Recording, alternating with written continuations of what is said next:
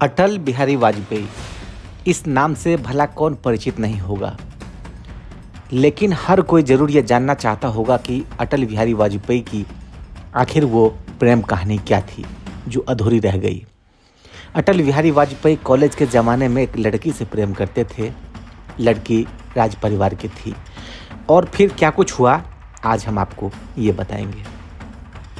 College में एक नौजवान लड़का एक सुंदर नैनों वाली लड़की को चाहने लगा।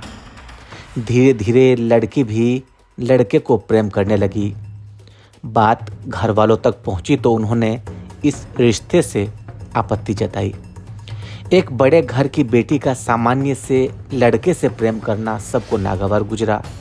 फिर लड़की की शादी कहीं और कर दी गई। पढ़ने में यह किसी 80 या 90 के दशक की फिल्म का प्लॉट मालूम होता है, लेकिन ये पूर्व प्रधानमंत्री अटल बिहारी वाजपेयी की प्रेम कहानी है जो देश के लिए हमेशा एक पहेली रही।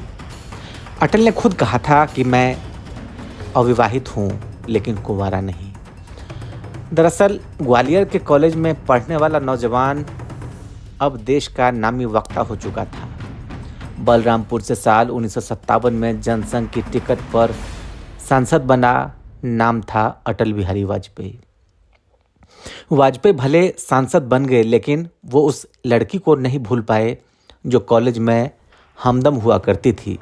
राजकुमारी अक्सर अब राजकुमारी कौल हो चुकी थी। अटल युवा सांसद के तौर पर दिल्ली पहुंचे। उन्हें रामजस कॉलेज में भाषण देने के लिए बुलाया गया, जहां उनकी मुलाकात प्रोफेसर बृजनारायण कौल और उनकी पत्नी राजकुमारी कौल से हुई। राजकुमारी से यह मुलाकात 16 साल बाद हुई। फिर तो मानो ये सिलसिला चल निकला। अक्सर अटल की काले रंग की एम्बेसडर गाड़ी प्रोफेसर कौल के घर के बाहर देखी जाने लगी। एक वक्त ऐसा आया जब कौल दंपत्ति वाजपेयी के घर में रहने लगे। पीएम हाउस में एक दूसरी महिला को देखकर वहां आने वाले नेताओं को शुरू में ये अजीब लगा, लेकिन बाद में सहज हो गया। आरएसएस को राजकुमारी कौल और वाजपेयी के रिश्ते से आपत्ति थी।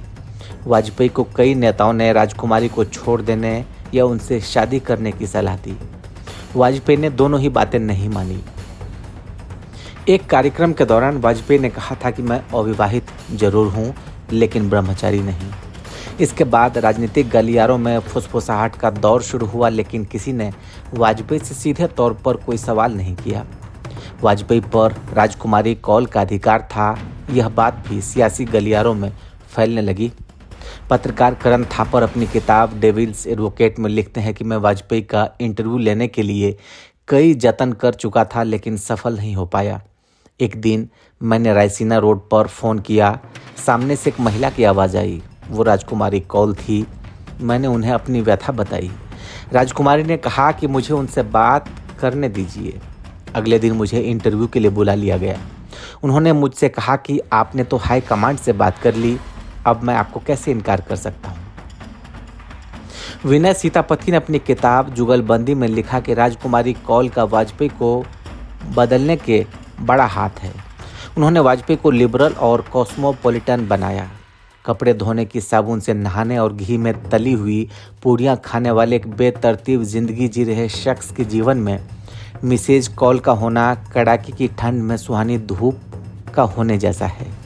राजकुमारी कौल का 2014 में निधन हो गया, मगर अटल उनकी अंतिम यात्रा में शामिल न हो सके क्योंकि वो साल 2009 से ही गंभीर बीमारी से ग्रसित थे।